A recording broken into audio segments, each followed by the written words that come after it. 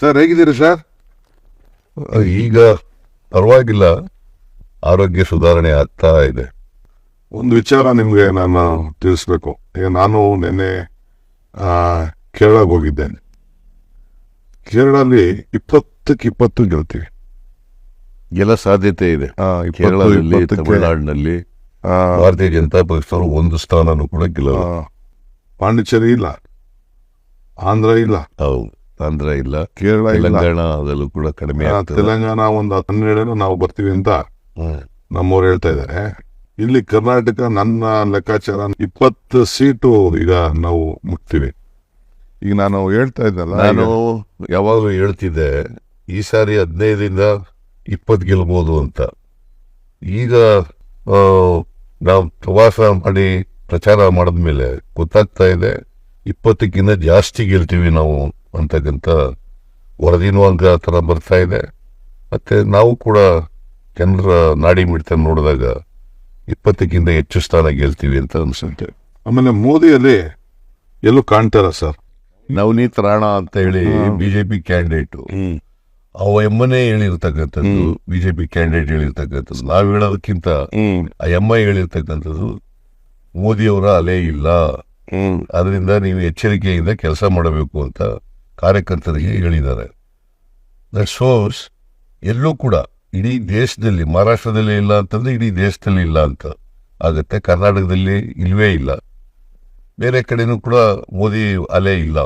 ಆಮೇಲೆ ಶಿವಮೊಗ್ಗದಲ್ಲಿ ಮೋದಿ ಭಾಷಣ ನೀವು ಬಹುಶಃ ಅಬ್ಸರ್ವ್ ಮಾಡಿದ್ರೆ ಗೊತ್ತಿಲ್ಲ. ನನಗೆ ಊಟಕ್ಕಿಂತ ಅವ್ರು ಕೇಳಲಿಲ್ಲ, ಕ್ಯಾಂಡಿಡೇಟ್ಗಳ ಹೆಸರು ಹೇಳವ್ರೆ. ಬೇರೆ ಕಡೆ ನನ್ಗೆ ಸ್ಟ್ರೆಂತ್ ಕೊಡಿ, ನನ್ಗೆ ಇದು ಮಾಡಿ ಅಂತ ಹೇಳ್ತಾರೆ, ಅಲ್ಲಿ ಕ್ಯಾಂಡಿಡೇಟ್ಗಳ ಹೆಸರು ಹೇಳವ್ರೆ. ದಟ್ ಮೀನ್ಸ್ ಈ also has understood.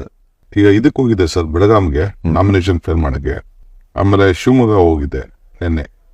Shivamogga Belgaum ಎರಡು ಕವರ್ ಮಾಡಿದೆ. ಶಿವಮೊಗ್ಗದಲ್ಲಿ ಆ ಜನ ನೋಡಿದ್ರೆ ಯಾವ ಕಾರಣಕ್ಕೂ ಯಡಿಯೂರಪ್ಪನವ್ರ ಮಗ ಗೆಲ್ಲಕ್ಕೆ ಸಾಧ್ಯ ಇಲ್ಲ. ಬೆಳಗಾಮಲ್ಲೂ ಅಷ್ಟೇ, ಅವರ ಸಂಘಟನೆ, ಆ ಜನ ಬಂತು ಉತ್ಸಾಹ, ಆಮೇಲೆ ನಮ್ಮಲ್ಲಿ ಒಗ್ಗಟ್ಟು, ನಮ್ಮ ಬಿಗ್ ಸ್ಟ್ರೆಂತ್ ಒಂದು ಒಗ್ಗಟ್ಟು. ಸರ್, ಜಸ್ಟ್ ಒಂದು ಸಿಂಪಲ್ ಕ್ಯಾಲ್ಕುಲೇಷನ್ನು. ದೇಶದಲ್ಲಿ 300 ಜನ ಗೆದ್ದಿದ್ರು, 100 ಚಿಲ್ಲರೆ ಸೀಟ್ ಚೇಂಜ್ ಮಾಡೋರೆ. ಅವರು ಕ್ಯಾಂಡಿಡೇಟ್ಗಳು ಚೆನ್ನಾಗಿದ್ರೆ ಯಾಕೆ ಚೇಂಜ್ ಮಾಡ್ತಿದ್ರು? See, there is a strong anti-incumbency against the MPs and also against the government. ಆ ಕಾರಣದಿಂದಲೇ ಇಡೀ ದೇಶದಲ್ಲಿ 100 ಜನರಿಗೂ ಹೆಚ್ಚು ಸಿಟ್ಟಿಂಗ್ ಎಂಪಿಗಳನ್ನು ಬದಲಾವಣೆ ಮಾಡಿರ್ತಕ್ಕಂಥ. ಕರ್ನಾಟಕದಲ್ಲೂ ಕೂಡ 13-14 ಜನರನ್ನು ಬದಲಾವಣೆ ಮಾಡಿರೋದು ಅವರೆಲ್ಲರೂ ಸೋಲ್ತಾರೆ ಅನ್ನೋ ಕಾರಣಕ್ಕೋಸ್ಕರ ಬದಲಾವಣೆ ಮಾಡಿರೋದು. ಕೇಂದ್ರ ಸರ್ಕಾರಕ್ಕೆ ದೇರ್ ಆರ್ ಮೆನಿ ಚಾನಲ್ಸ್. ಅವರಿಗೆ ದೇಶದಲ್ಲಿ ಏನಾಗ್ತಾ ಇದೆ, ಎಂ ಪಿಗಳ ಮೇಲೆ ಯಾವ ಥರ ಆಂಟಿ ಇನ್ಕಂಬೆನ್ಸಿ ಇದೆ, ನಮ್ಮ ಸರ್ಕಾರದ ಮೇಲೆ ಯಾವ ಥರ ಅಭಿಪ್ರಾಯ ಇದೆ ಜನಗಳದು ಅನ್ನೋದು ಬೇಕಾದಷ್ಟು ಇದೆ. ಅದರಿಂದ ಅವರಿಗೆ ಮಾಹಿತಿ ಕೊರತೆ ಇಲ್ಲ.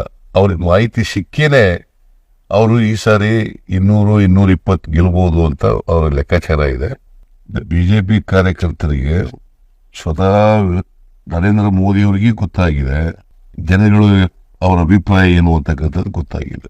ಯಾಕಂತಂದ್ರೆ ಜನಗಳಿಗೆ ಬಹಳ ಸುಳ್ಳುಗಳು ಹೇಳಿ ದಾರಿ ತಪ್ಪಿಸಕ್ಕಾಗಲ್ಲ. ಜನಗಳು ಈಗ 10 ವರ್ಷ ಅವರನ್ನು ನೋಡಿದ್ದಾರೆ. 10 ವರ್ಷ ನೋಡಿದ ಮೇಲೆ ಅವರ ಬಣ್ಣ ಬಯಲಾಗಿದೆ, ಜನಗಳು ಅರ್ಥ ಮಾಡ್ಕೊಂಡಿದ್ದಾರೆ. ನರೇಂದ್ರ ಮೋದಿಯವರು ಸುಳ್ಳು ಹೇಳ್ತಾ ಇದ್ದಾರೆ, ಅವರು ಕೊಟ್ಟಂಥ ಭರವಸೆಗಳನ್ನು ಈಡೇರಿಸಿಲ್ಲ 10 ವರ್ಷಗಳಲ್ಲಿ. ಸೊ ಹಾಗಾಗಿ ಇವತ್ತು ಜನರು ಬಿಜೆಪಿ ಬಗ್ಗೆ ವಿಶ್ವಾಸ ಕಳ್ಕೊಂಡಿದ್ದಾರೆ. ಆ ಕಾರಣಕ್ಕೋಸ್ಕರ ನರೇಂದ್ರ ಮೋದಿಯವರ ಅಲೆನೂ ಕೂಡ ಈಗಿಲ್ಲ. ಸೊ ಈ ಕಾರಣದಿಂದ ಕಾಂಗ್ರೆಸ್ ಪಕ್ಷಕ್ಕೆ ಈ ಸಾರಿ ಹೆಚ್ಚು ಅವಕಾಶಗಳಿದ್ದಾವೆ ಅಂತಕ್ಕಂಥದ್ದು ಮಾಧ್ಯಮದ ಮೂಲಕ, ಪತ್ರಿಕೆಗಳ ಮೂಲಕ, ಜನರ ಅಭಿಪ್ರಾಯದ ಮೂಲಕ ತಿಳ್ಕೊಳ್ಳಲಿಕ್ಕೆ ಸಾಧ್ಯ. ಇದು ಇನ್ನೊಂದು, ನನಗೆ ಡೆಲ್ಲಿಯಿಂದ, UP-ಯಿಂದ, ಬೇರೆ ಬೇರೆ ಸ್ಟೇಟ್ಸ್ ಇಂದ ಎಲ್ಲ ನನ್ನ ಹತ್ರ ಮಾತಾಡ್ತಾ ಇದ್ದಾರೆ. ಐ ಥಿಂಕ್ ಯಾವ ಕಾರಣಕ್ಕೂ 200 ಮೇಲೆ ದಾಟಲ್ಲ ಸರ್ NDA. ಹಾಗೆ ನಮಗಿರೋ ಇನ್ಫಾರ್ಮೇಶನ್ ಕೂಡ ಅಷ್ಟೇನೆ, 200-220 NDA ಬರ್ಬೋದು ಅಂತ ಅವ್ರಿಗೂ ಗೊತ್ತಾಗಿದೆ, ಬಿಜೆಪಿ ಅವ್ರಿಗೂ ಗೊತ್ತಾಗಿದೆ. ಅದಕ್ಕೆ ಸ್ಟ್ರಾಟಜಿಕ್ ಆಗಿ ನಾನವರು ಅಂತ ಹೇಳೋದು. ಸೊ ಕರ್ನಾಟಕದಲ್ಲಿ ನಮ್ಮ 5 ಗ್ಯಾರಂಟಿಗಳಿಂದ ಏನು ಇಂಪ್ಯಾಕ್ಟ್ ಆಗಿದೆ ಜನರ ಮೇಲೆ, ಮತದಾರರ ಮೇಲೆ ಏನು ಇಂಪ್ಯಾಕ್ಟ್ ಆಗಿದೆ, ಬಹುಶಃ ಅದು ಇಡೀ ರಾಷ್ಟ್ರದಲ್ಲಿ ಆಗ್ತದೆ ಅಂತಕ್ಕಂಥದ್ದು. ರಾಷ್ಟ್ರೀಯ ಕಾಂಗ್ರೆಸ್ ಕೂಡ ಈ ಗ್ಯಾರಂಟಿಗಳು ಘೋಷಣೆ ಮಾಡಿರೋದ್ರಿಂದ, ಇದು ಮನೆಗೆ ತಲುಪೋದ್ರಿಂದ ಕರ್ನಾಟಕದಲ್ಲಾದಂಥ ಬೆಳವಣಿಗೆ ಅಲ್ಲೂ ಕೂಡ ದೇಶದಲ್ಲೂ ಕೂಡ ಆಗುತ್ತೆ ಅಂತ ಹೇಳಿ ನಾನು ಅನ್ಕೊಂಡಿದ್ದೆ. ಇವತ್ತು ನೋಡಿ ರಾಹುಲ್ ಗಾಂಧಿ ಒಂದು ಮಾತಾಡಿದ್ರು ನಮ್ಮ ಕೋಲಾರ ಭಾಷೆದಲ್ಲಿ, 22 ದೊಡ್ಡ ಸಾಹುಕಾರಗಳಿಗೆ ಎಷ್ಟು ಕೋಟಿ ಸಾಲ ಮನ್ನಾ ಮಾಡಿದೆ ನಂಬರ್ 1. ಅದೇ 22 ಜನಕ್ಕೆ ಎಷ್ಟಾಗಿದೆ ಅಂತಂದ್ರೆ ಇಡೀ ದೇಶದ ಎಲ್ಲ ಬಡವರಿಗೂ ರೈತರಿಗೆ ಹಂಚಬಹುದಾಯ್ತು ಆ ದುಡ್ಡನ್ನ ಅಲ್ಲಿ ಮಾಡಿದೆ ಅಂತ ಒಂದು. ರಾಹುಲ್ ಗಾಂಧಿ ಅವರು ಅವ್ರ ಭಾಷಣದಲ್ಲಿ 22 ಶ್ರೀಮಂತ ಕುಟುಂಬಗಳಿಗೆ, ಕಾರ್ಪೊರೇಟ್ ಬಾಡಿಗಳಿಗೆ 16 ಲಕ್ಷ ಕೋಟಿ, ಅಂದ್ರೆ ನಮ್ದಷ್ಟು ನಮ್ಮ ಬಜೆಟ್ ಅಷ್ಟು 15 ಸ್ಟೇಟ್. ನಮ್ಮ ಬಜೆಟ್ ಇರ್ತಕ್ಕಂಥದ್ದು 3,71,000 ಕೋಟಿ. ಅದರ ಎಷ್ಟು ಪಟ್ಟು ಜಾಸ್ತಿ ಆಗ್ತದೆ? 5 ಪಟ್ಟು ಜಾಸ್ತಿ ಆಗುತ್ತೆ. 5 ಪಟ್ಟು ಹಣನ ಕಾರ್ಪೊರೇಟ್ ಬಾಡಿಗಳಿಗೆ ಮನ್ನಾ ಮಾಡಿಬಿಟ್ಟಿದ್ದಾರೆ. ಸೊ ರೈತರ ಸಾಲ ಮನ್ನಾ ಮಾಡಿಲ್ಲ, ಕಾರ್ಪೊರೇಟ್ ಬಾಡಿಗಳವ್ರದ್ದು ಸಾಲ ಮನ್ನಾ ಮಾಡಿದ್ದಾರೆ. This is how they are not for poor people, they are for rich people, they are for corporate bodies. ಇದು ಬಹಳ ಸ್ಪಷ್ಟವಾಗಿ ಗೊತ್ತಾಗುತ್ತೆ. ನರೇಂದ್ರ ಮೋದಿ ಅವರು ಏನು ಹೇಳಿದ್ರು ಕೂಡ ಜನ ನಂಬ್ತಿದ್ರು ಫಸ್ಟ್ ಟರ್ಮ್ನಲ್ಲಿ. ಆಮೇಲೆ ಬರ್ತಾ ಸುಳ್ಳು ಹೇಳ್ತಾರೆ ಅಂತ ಗೊತ್ತಾಯ್ತು. ಹಾಗಾಗಿ ಅವರು ಏನು ಹೇಳ್ತಾರೆ, ಏನು ಭರವಸೆ ಕೊಡ್ತಾರೆ, ಅದಕ್ಕೆ ತದ್ವಿರುದ್ಧವಾಗಿ ನಾವು ಅರ್ಥ ಮಾಡ್ಕೋಬೇಕಾಗ್ತದೆ. ಮಾಡೋದಿಲ್ಲ ಅಂತ ನರೇಂದ್ರ ಮೋದಿ ಅವರು ಏನು ಹೇಳ್ತಾರೆ ಅದಕ್ಕೆ ವಿರುದ್ಧವಾಗಿ ನಾವು ಅರ್ಥ ಮಾಡ್ಕೋಬೇಕು. ಮಾಡ್ತೀವಿ ಅಂದರೆ ಮಾಡಲ್ಲ ಅಂತ, ಕೊಡ್ತೀವಿ ಅಂದರೆ ಕೊಡಲ್ಲ ಅಂತ. ಸೊ ಇದನ್ನ ಜನ ಈಗ ಅರ್ಥ ಮಾಡ್ಕೊಂಡಿದ್ದಾರೆ. ಆಮೇಲೆ ಈ ದಳದವ್ರು ಇದಾರಲ್ಲ ಅವರು ಐ ಥಿಂಕ್ ಅವ್ರು ಯಾಕೆ ಇಷ್ಟು ಪೇಷನ್ಸ್ ಕಳ್ಕೊಳ್ತಾ ಇರೋ ಅರ್ಥ ಆಗ್ತಾ ಇಲ್ಲ. ಈಗ ನೋಡಿ ಪಾಪ ನಮ್ಮ ಹೆಣ್ಮಕ್ಳ ಬಗ್ಗೆ ಎಲ್ಲ ಅಷ್ಟು ಅಗ್ರವಾಗಿ ಮಾತಾಡೋಂಥದ್ದು. ಆಮೇಲೆ APMCಲಿ ರೈತರು ಮಿನಿಸ್ಟ್ರು, ನಾವು ರೈತರು ಸರ್ಕಾರ, ನಮ್ದು ರೈತರು ಪಾರ್ಟಿ ಅಂತಿದ್ರು. ಐ ಡೋಂಟ್ ನೋ, APMC ಕಾಯ್ದೆಗೆ ಅವರು ಸಪೋರ್ಟೇ ಮಾಡಲಿಲ್ವಲ್ಲ ಸರ್. ಅದರಿಂದ ಅಪೋಸ್ ಮಾಡಿದ್ರು. ಓಕೆ ಅಂದೆ ಕ್ಲೈಮ್. ಈಗ ನೋಡಿ they joint hands with BJP. ಆಮೇಲೆ ಈಗ ನೋಡಿ ಮೇಕೆದಾಟು ನಾವು ಮಾತಾಡ್ಬೇಕಾದ್ರೆ ಎಲ್ಲ ನಮ್ಗೆ ಟೀಕೆ ಮಾಡುತ್ತಿದ್ರು, ಕಬಾಬ್ ಹಚ್ಚಾವ್ರೆ ಅಂತಿದ್ರು, ನಾವು ಪಾದಯಾತ್ರೆ ಮಾಡ್ತಾ ಇದ್ದೋ ನಮ್ಮ ನೀರು ನಮ್ಮಕ್ ಅಂತ. ಈಗ ಹೇಳ್ತವ್ರೆ ನಾನು ಮಾಡ್ಬಿಡ್ತೀನಿ, ಮೋದಿ ಅವ್ರ ಕೇಳಿ ನಾವು ಮಾಡಿಸ್ಬಿಡ್ತೀನಿ ಅಂತ ಅಂದ್ಬಿಟ್ಟು ಚುನಾವಣೆಗೋಸ್ಕರ ಹೇಳ್ತಕ್ಕಂಥ ಮಾತು. ADSನವ್ರು ಇದಾರಲ್ಲ, ಅವ್ರ ಸರ್ವೈವಲ್ಗೋಸ್ಕರ ಏನ್ ಬೇಕಾದ್ರೂ ಮಾಡ್ತಾರೆ, ಏನ್ ಸುಳ್ಳು ಬೇಕಾದ್ರೂ ಹೇಳ್ತಾರೆ. ವೆಂಕಟೇಶ್ ಹೇಳ್ತಿದ್ದ ಸರ್, ನಮ್ಮ ಪ್ರಿಯಪಟ್ಟದ ವೆಂಕಟೇಶ್, ಯಾಕೆ ನಾನು ಬಿಟ್ಟು ಬಂದೆ ಅಂತ. ಒಬ್ರು ಫ್ಯಾಮಿಲಿ ಬಿಟ್ರೆ ಇನ್ನೊಂದು ಹೆಸರಿಗೆ ಯೋಚನೆ ಮಾಡ್ಕೋಬಲ್ಲ ಅಂತ. ನನಗೆ ಸರ್, ನನ್ನ ಪೊಲಿಟಿಕಲ್ 40 ವರ್ಷದ ಅನುಭವ ನನಗೆ, ನಾನು ಎಲೆಕ್ಷನ್ ಯಾವ ಕಾರಣಕ್ಕೂ ಸರ್ 4 ಸೀಟ್ ಗೆಲ್ಲಕ್ ಚಾನ್ಸ್ ಇಲ್ಲ sir. Either Mandya or Hassan or Bengaluru Kolar, impossible. ಏನು ಆಯ್ತು, ಅವ್ರೇನೋ ಮಾಡ್ಕೊಂಡು ಹೋಗ್ಲಿ, ಬಟ್ ಅವ್ರ ಪಾರ್ಟಿ ಮುಂದಕ್ಕೆ, ಅವ್ರ ಪಾರ್ಟಿ ನನಗೇನೋ, ನಾನು ಆ ವರ್ಕರ್ಸ್ಗೂ ಪಾಪ ಅವ್ರಿಗೆ ಹೇಳ್ತಾ ಇದ್ದೀನಿ, ಯಾಕೆ ಸುಮ್ಮನೆ ವೇಸ್ಟ್ ಮಾಡ್ಕೊಳ್ತಾ ಇದ್ದೀರಾ, ಸುಮ್ಮನೆ ನಿಮ್ಮ ಟೈಮು ಬರೀ ಸ್ವಾರ್ಥಕ್ಕೆ ನಿಮ್ಮ ಪಾರ್ಟಿ ಉಪಯೋಗಿಸ್ಕೊಳ್ತಾರೆ, ನೀವು ಬದುಕೋದು ನೀವು ನೋಡಿ ಅಂತ ನಾನು ಎಲ್ಲ ಕಡೆ ಮಂಡ್ಯ, ರಾಮನಗರ, ನಮ್ಮ ಜಿಲ್ಲೆಯಲ್ಲಿ ಹಾಸನದವ್ರಿಗೆಲ್ಲ ಹೇಳ್ತಾ ಇದ್ದೀನಿ. ಪಾಪ ವರ್ಕರ್ಸ್ ಏನು ಮಾಡ್ತಾರೆ, ಹಳ್ಳಿಗಳಲ್ಲಿ ಬೆಳಗ್ಗೆ ಸಾಯಂಕಾಲ ಬಡದಾಡಿ ನಮ್ಮ ವಿರುದ್ಧ ಎಲ್ಲ ಓಡಾಡ್ಕೊಂಡಿದ್ದವರು. ಈಗ ಅಟ್ಲೀಸ್ಟ್ ಅವ್ರು ಏನಾದ್ರು ಒಂದು ದಾರಿಯಾರು ನೋಡ್ಕೊಳ್ರಪ್ಪ. ಇನ್ನೇನು ಅವ್ರ ಸರ್ಕಾರ ಇದ್ದತೆ, ಅವ್ರ ಪಾರ್ಟಿಗೆ ಬಂದತೆ, ಅದು ಆಗತ್ತೆ. ಸುಮ್ಮನೆ ಆಗ್ತಾವ್ರೆ, ಸರ್ಕಾರ ಹೊಂಟೋಗ್ತಿದೆ. ಏನು ಮಡಕೆ ಕೆಟ್ಟೋಯ್ತಾ ಇದು. ನಾವು 136 ಸ್ಥಾನ ಇದ್ದೀವಿ, ಸರ್ಕಾರ ಬಿದ್ದೋಯ್ತದೆ.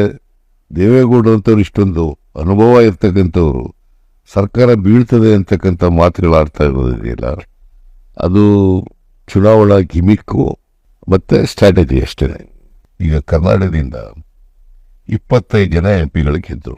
ಆಮೇಲೆ ಸುಮಲತಾ ಸೇರ್ಕೊಂಡ್ರು, 26 ಆಯ್ತು. ಈಗ ಪ್ರಜ್ವಲ್ ರೇವಣ್ಣನು ಕೂಡ ಅವ್ರ ಜೊತೆ ಇದ್ದಾರೆ, 27 ಜನ ಆಯ್ತು.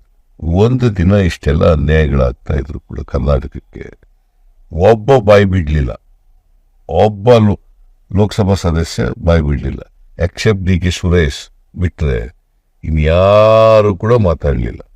ಅಂದ್ರೆ ಇವರು ಯಾವ ಜನರನ್ನ ಪ್ರತಿನಿಧಿಸ್ತಾರೆ ಆ ಜನರ ಸಮಸ್ಯೆಗಳನ್ನು ಕೂಡ ಹೇಳ್ಕೊಳ್ತಕ್ಕಂಥ ಪ್ರಯತ್ನವನ್ನ ಮಾಡಲಿಲ್ಲ.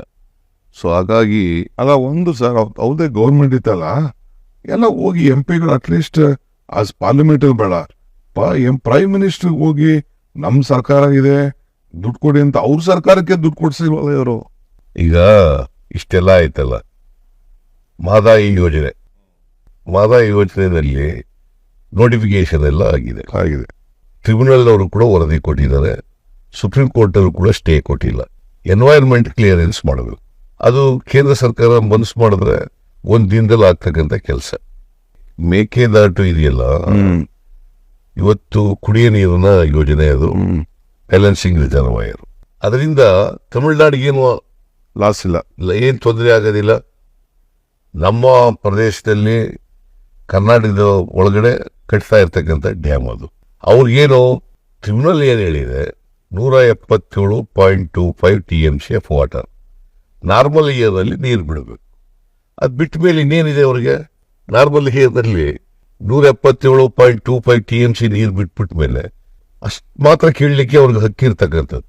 ನೀವು ಬ್ಯಾಲೆನ್ಸಿಂಗ್ ರಿಸರ್ವಾಯರ್ನೇ ಕಟ್ಬೇಡಿ ಅಂತ ಹೇಳೋದಿದೆಯಲ್ಲ, ಅದು ಕೇಂದ್ರ ಸರ್ಕಾರ ಅವ್ರ ಮಾತು ಕೇಳ್ಕೊಂಡು ಈಗ DMK ಅವ್ರಿಗೆ ವಿರುದ್ಧ ಇದ್ರೂ ಕೂಡ ನನಗೆ ಬಹಳ ಆಶ್ಚರ್ಯ ಆಗೋದು ಅಂತಂದ್ರೆ, ಒಂದ್ಸಾರಿ ನಾನು ರೈತರದು ಮತ್ತು ಎಲ್ಲ ವಿರೋಧ ಪಕ್ಷದವ್ರದ್ದು ಎಲ್ಲ ಡೆಲಿಗೇಷನ್ ತಗೊಂಡೋಗಿದೆ ಪ್ರೈಮ್ ಮಿನಿಸ್ಟರ್ಗೆ, ಮಹದಾಯಿ ಯೋಜನೆ ಬಗ್ಗೆ ಮತ್ತೆ ಕೃಷ್ಣ ಇದ್ರ ಬಗ್ಗೆ ಎಲ್ಲ ತಗೊಂಡೋಗಿದ್ದೆ. ಆಗ ನರೇಂದ್ರ ಮೋದಿ ಅವರು ಬಿಗೆ prime minister of the country ಏನ್ ಹೇಳ್ತಾರೆ ಅಂತಂದ್ರೆ, ನೀವು ಪ್ರಯತ್ನ ಮಾಡಿ ಅಲ್ಲಿಯವರೆಗೆ ಮಹಾರಾಷ್ಟ್ರದ ಆಮೇಲೆ ಗೋವಾದಲ್ಲಿರ್ತಕ್ಕಂಥ ಕಾಂಗ್ರೆಸ್ನವ್ರನ್ನ ಒಪ್ಪಿಸ್ಕೊಳ್ಳಿ, ಆಮೇಲೆ ನಾನು ಮಾತಾಡೋಣ ಅಂತ ಹೇಳ್ತಾರೆ. ಒಬ್ಬ ಪ್ರೈಮ್ ಮಿನಿಸ್ಟರ್ ಆಗಿ ಇಷ್ಟೊಂದು ಬೇಜವಾಬ್ದಾರಿಯಿಂದ ಹೇಳ್ತಕ್ಕಂಥ ಮಾತುಗಳಿವು. ಈ ಸಮಸ್ಯೆ ಬಗೆಹರಿಬಾರದು, ಇದು ಜೀವಂತವಾಗಿ ಇರಬೇಕು ಅನ್ನೋದ್ರಲ್ಲಿ ನಂಬಿಕೆ ಇಟ್ಕೊಂಡಿದ್ದಾರೆ. ಜೀವಂತವಾಗಿದ್ದರೆ ರಾಜಕೀಯ ಮಾಡಲಿಕ್ಕೆ ಅನುಕೂಲ ಅನ್ನೋ ಕಾರಣಕ್ಕೋಸ್ಕರ ಇದನ್ನು ಜೀವಂತವಾಗಿ ಇಡ್ತಕ್ಕಂಥ ಪ್ರಯತ್ನ ಮಾಡಿ. ಕುಮಾರಸ್ವಾಮಿಗೆ ಯಾವ ಬದ್ಧತೆನೂ ಇಲ್ಲ. ನಿಜ ಹೇಳಬೇಕು ಅಂತಂದ್ರೆ, ಅವರು 2 ಸಾರಿ ಚೀಫ್ ಮಿನಿಸ್ಟರ್ ಆಗಿದ್ರಲ್ಲ, 2 ಸಾರಿ, ಒಂದ್ಸಾರಿ BJP ಸಪೋರ್ಟ್ನಿಂದ ಚೀಫ್ ಮಿನಿಸ್ಟರ್ ಆಗಿದ್ರು, ಒಂದ್ಸಾರಿ ಕಾಂಗ್ರೆಸ್ ಸಪೋರ್ಟ್ನಿಂದ ಚೀಫ್ ಮಿನಿಸ್ಟರ್ ಆಗಿದ್ರು. ಅವ್ರು ಪ್ರಧಾನಮಂತ್ರಿ ಆಗಿರೋದು ಕೂಡ ಕಾಂಗ್ರೆಸ್ನಿಂದ ಪ್ರಧಾನಮಂತ್ರಿ ಆಗಿದ್ದು ದೇವೇಗೌಡರು. ಉಪಕಾರ ಸ್ಮರಣೆ ಇಲ್ಲ, ಸ್ವಲ್ಪ ಆದ್ರೂ ಕೂಡ ಉಪಕಾರ ಸ್ಮರಣೆ ಇರ್ಬೇಕಲ್ಲ. ಹೆಣ್ಮಕ್ಳು ಉಪಕಾರ ಸ್ಮರಣೆ ಇಲ್ಲ ಅವ್ರಿಗೆ. ಹೆಣ್ಮಕ್ಳಿಗೆ ಯಾರು ಮಾತಾಡ್ತಾರೆ? ಸುಸಂಸ್ಕೃತರು ಯಾರು ಕೂಡ ಈ ತರ ಮಾತಾಡೋದಿಲ್ಲ. ದಾರಿ ತಪ್ಪಿಟ್ಟವರ ಹೆಣ್ಮಕ್ಳು ಅಂತಂದ್ರೆ ಏನ್ ಅರ್ಥ ಏನು? ಅದಕ್ಕೆ ಈ ಸಾರಿ ಹೆಣ್ಮಕ್ಳು ಪಾಠ ಕಲಿಸ್ತಾರೆ ಅವ್ರಿಗೆ. ರಾಹುಲ್ ಗಾಂಧಿ ಅವರು ಕರ್ನಾಟಕದ ಗ್ಯಾರಂಟಿ ಏನ್ ಕೊಟ್ಟಿದ್ದಾರೆ, ಬಹಳ ನಮ್ಗೆ ಖುಷಿ ತಂದಿದೆ. ಜನರನ್ನ ಬದಲಾವಣೆ ಮಾಡಿದ್ದಾರೆ.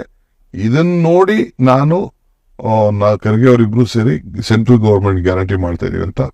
ಈ 2,000 ಜೊತೆಗೆ ಇನ್ನು 8,000 ಒಟ್ಟು ತಿಂಗಳಿಗೆ, ಒಂದು ವರ್ಷಕ್ಕೆ 1 ಲಕ್ಷ ಕೊಡ್ತೀನಿ ಅಂತ ಅದನ್ನ ಬಹಳ ಚೆನ್ನಾಗಿ ಮಾತಾಡೋದು. ರಾಹುಲ್ ಗಾಂಧಿ ಅವರಿಗೆ ಬಡವರ ಬಗ್ಗೆ ಕಾಳಜಿ ಇದೆ. ಬಡವರನ್ನ ಆರ್ಥಿಕವಾಗಿ ಅವ್ರಿಗೆ ಶಕ್ತಿ ಕೊಡಬೇಕು ಅಂತಕ್ಕಂಥದ್ದು ರಾಹುಲ್ ಗಾಂಧಿ ಅವ್ರಿಗಿದೆ.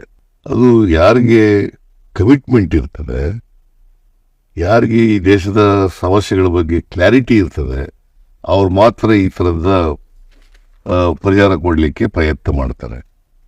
ಈಗ ಮನಮೋಹನ್ ಸಿಂಗ್ ಅವ್ರ ಕಾಲದಲ್ಲಿ ಬೇಸಿಕ್ ಯಾವ್ಯಾವ ಸಮಸ್ಯೆಗಳಿದ್ದಾವೆ ಮೂಲಭೂತವಾಗಿ, ಆ ಸಮಸ್ಯೆಗಳಿಗೆ ಪರಿಹಾರ ಕೊಡ್ತಕ್ಕಂಥ ಪ್ರಯತ್ನ ಮಾಡೋದು.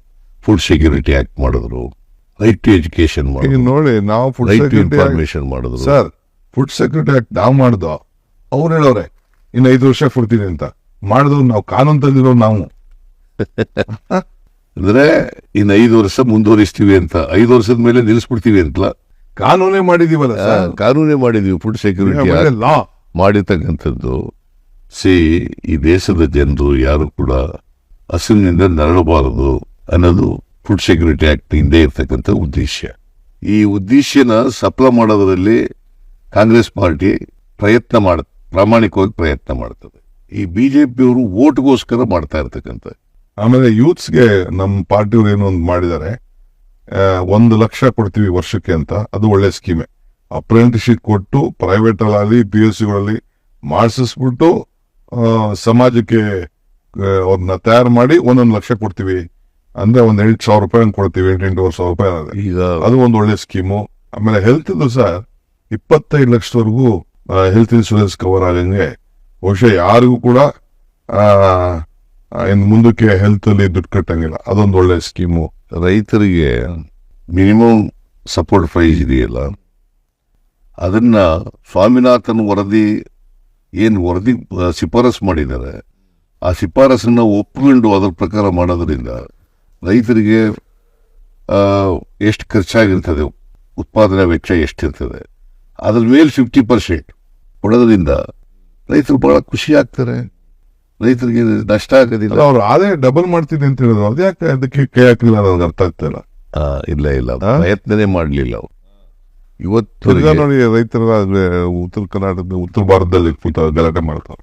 ಇವತ್ತಿನವರಿಗೆ ಅದನ್ನ ಪ್ರಯತ್ನನೇ ಮಾಡಿಲ್ಲ ಅವರು. ಬಿಜೆಪಿ ಸರ್ಕಾರ ರೈತರ ಆದಾಯ ದುಪ್ಪಟ್ಟು ಮಾಡ್ತೀವಿ ಅಂತ ಹೇಳಿದ್ರಲ್ಲ, ಅದ್ರ ಬಗ್ಗೆ ಪ್ರಯತ್ನನೇ ನಡೆದಿಲ್ಲ. ಆಮೇಲೆ ಇನ್ನೊಂದು ಒಳ್ಳೆ ಕೆಲಸ ಸೇರಿದೆ, 400 ರೂಪಾಯಿಗೆ ಮನ್ರೇಗಾ ಮಾಡೋದು ಪ್ಲಸ್ ಅರ್ಬನ್ಗೂ ಮಾಡ್ತೀವಿ ಅಂತ ಹೇಳಿದ್ದಾರೆ. ಯಾಕೆಂದ್ರೆ ನಮ್ ಕೆಲವೆಲ್ಲ ಪಂಚಾಯತಿಗಳಿಗೆ ಬಹಳ ಅವಶ್ಯಕತೆ ಇದೆ, ಅರ್ಬನ್ಗೂ ಮಾಡಬೇಕು. ಯಾಕೆಂದ್ರೆ ಎಷ್ಟೊಂದು ಪಟ್ಟಣ ಪಂಚಾಯತಿಗಳಿದೆ, ಎಲ್ಲ ಇದೆ.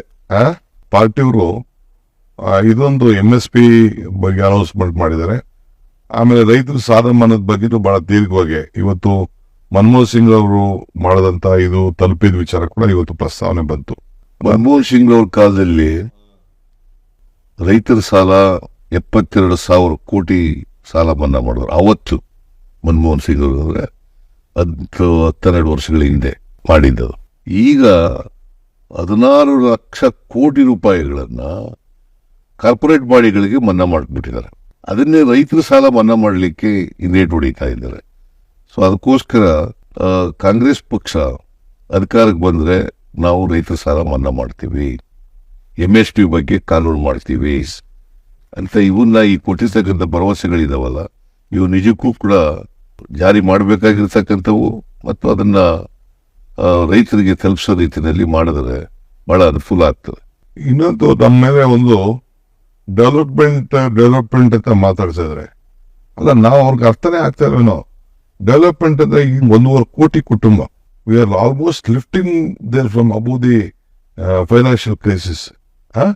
ಆಮೇಲೆ ನಾವು 1,25,00,000 ಅಷ್ಟು ಡೆವಲಪ್ಮೆಂಟ್ ಇಟ್ಟಿದ್ವಿ ಈ ವರ್ಷ ಬಜೆಟ್. ಇಲ್ಲ, ಈ ವರ್ಷ ಬಜೆಟ್ ನಲ್ಲಿ 1,20,000 ಕೋಟಿ ನಾವು ಡೆವಲಪ್ಮೆಂಟ್ಗೆ ಇಟ್ಟಿರ್ತಕ್ಕಂಥ ಹಣ.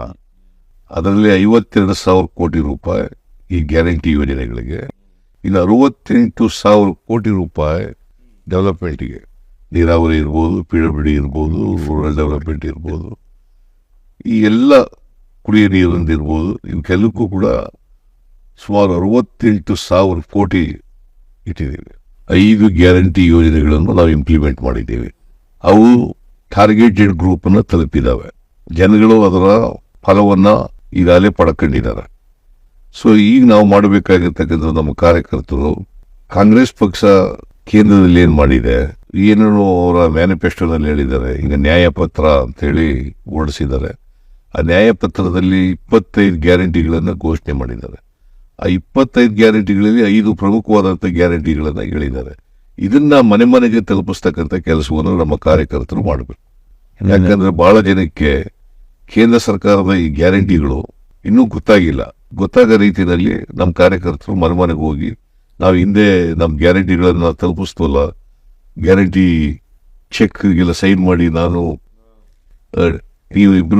ತಾವಿಬ್ರು ಸೈನ್ ಮಾಡಿದ್ದು, ಆ ಚೆಕ್ನ ತಲುಪಿಸಿದ್ರು ಎಲ್ಲ ನಮ್ಮ ಕಾರ್ಯಕರ್ತರು. ಜನರಿಗೆ ಅರ್ಥ ಆಯ್ತು ಅದು. ಈಗ ಖರ್ಗೆ ಅವರು ಮತ್ತು ರಾಹುಲ್ ಗಾಂಧಿನೂ ಸೈನ್ ಹಾಕೋರೆ ನೋಡಿ. ಅದೇ ಖರ್ಗೆ ಅವರು ರಾಹುಲ್ ಗಾಂಧಿ ಸೈನ್ ಹಾಕಿರ್ತಕ್ಕಂಥ ನಮ್ ಸೈನ್ ಇಲ್ಲಿತ್ತು ಗ್ಯಾರಂಟಿ ಕಾರ್ಡ್ ಅನ್ನ ಮನೆ ಮನೆಗೆ ತಲುಪಿಸ್ತಕ್ಕಂಥ ಕೆಲಸ. ಆಮೇಲೆ ವರ್ಕರ್ಸ್ ಸಹ, ನಮ್ಮ ಪಾರ್ಟಿ ವರ್ಕರ್ಸ್ ಪಾಪ ಈಗ ಬಹಳ ಖುಷಿಯಾಗಿದ್ದಾರೆ. ಪ್ರತಿ ಅಸೆಂಬ್ಲಿ ಸೆಗ್ಮೆಂಟ್ 15 ಜನ ಮಾಡಿದ್ವಿ. ಹಾಸ್ಪಿಟಲ್ ಕಮಿಟಿ, ಸ್ಕೂಲ್ ಕಮಿಟಿ, ಬೇರೆ ಆರಾಧನಾ ಆಶ್ರಮ ಎಲ್ಲ ಮಾಡಿದ್ವಿ. ಮಿಕ್ಕಿದ್ದು ಸ್ಟೇಟ್ ಬೋರ್ಡ್, ಕಾರ್ಪೊರೇಷನ್ ಕೆಲವು ಮೆಂಬರ್ಸ್ ಎಲ್ಲ ಇದೆ. ಅದನ್ನ ನೆಕ್ಸ್ಟ್ ಒಂದು ತಿಂಗಳಲ್ಲೇ, 1.5 ತಿಂಗಳಲ್ಲೇ ಯಾರು ಚೆನ್ನಾಗಿ ಕೆಲಸ ಮಾಡಿದ್ದಾರೆ. ಈಗ ಎಲೆಕ್ಷನ್ ಫಸ್ಟ್ ಟೈಮ್ ಸುಮಾರು 5-6 ಸಾವಿರ ಕಾರ್ಯಕರ್ತರಿಗೆ ಅವರಿಗೆ ಅನೇಕ ಕಮಿಟಿಗಳಲ್ಲಿ ಹಾಕಿ ಅವರು ಸರ್ಕಾರ ಜೊತೆ ಕೆಲಸ ಮಾಡಲಿಕ್ಕೆ ಅನುವು ಮಾಡಿಕೊಟ್ಟಿರ್ತಕ್ಕಂಥದ್ದು ಇದು ಮೊದಲನೇ ಬಾರಿ. ಅದರಿಂದ ಕಾರ್ಯಕರ್ತರು ಎಲ್ಲರೂ ಕೂಡ ಖುಷಿಯಾಗಿದ್ದಾರೆ ಅಂತಕ್ಕಂಥದ್ದನ್ನ. ಈ ಮಿಕ್ಕಿದೆಲ್ಲ ಮುಗಿಸ್ಬಿಡ್ಬೇಕು ಸರ್. ಅದೇ ಮಾಡೋದು ಬೇಡ. ಚುನಾವಣೆ ಆದ ತಕ್ಷಣ 1 ತಿಂಗಳಲ್ಲೇ ಕ್ಲೋಸ್ ಇಟ್. ಎಲ್ಲ ತರಿಸ್ಕೊಂಡು ಎಲ್ಲ ತಾಲೂಕಿಗೂ ಒಂದೊಂದು ಅವಕಾಶ ಸಿಕ್ಕಂಗೆ, ರೆಪ್ರೆಸೆಂಟೇಷನ್ ಸಿಕ್ಕಂಗೆ ಸೋಷಿಯಲ್ ಜಸ್ಟಿಸ್ ಅದೆಲ್ಲ ಗಮನ ಇಟ್ಕೊಂಡು ಮುಗಿಸ್ಬಿಡೋ ಒಳ್ಳೆ ರಿಸಲ್ಟ್ ಅಂತೂ ಬರ್ತದೆ ಸರ್. ನಾವು ಮಾಡಿರೋ ಕೆಲಸಕ್ಕೆ ಜನ ನಮ್ಮ ಮೇಲೆ ವಿಶ್ವಾಸ ಅಂತೂ ಇಟ್ಟವ್ರೆ ಸರ್. ನಂಬಿಕೆ ಬಂದಿರೋದ್ರಿಂದಲೇ ನಂಬಿಕೆ, ನಮಗೆ ಆಶೀರ್ವಾದ ಮಾಡಬೇಕು ಅಂತ ಹೊರಟಿರೋದು. ಓಕೆ ಸರ್, ನಾನು ಫೋನಲ್ಲಿ ಟಚ್ ಇರ್ತೀನಿ. Okay, thank you.